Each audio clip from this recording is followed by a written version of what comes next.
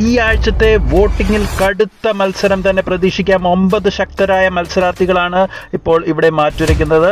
Voting തുടങ്ങിയതിനു ശേഷം 20 minute കഴിഞ്ഞുള്ള vote റിസൾട്ടാണ് നിങ്ങളുമായി ഇവിടെ പങ്കുവയ്ക്കുന്നത്.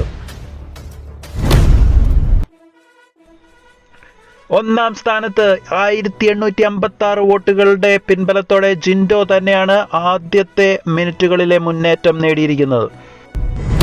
എന്നാൽ തൊട്ടുപിറകിൽ രണ്ടാം സ്ഥാനത്ത് നിലയുറപ്പിച്ചിരിക്കുകയാണ് അർജുൻ, 1736 വോട്ടുകൾ. 1489 വോട്ടുകളോടെ മൂന്നാം സ്ഥാനം പിടിച്ചടക്കിയിരിക്കുകയാണ് അഭിഷേക്. നാലാം സ്ഥാനം കൈക്കലാക്കിയിരിക്കുന്നത് ജാസ്മിനാണ്, 1396 വോട്ടുകൾ.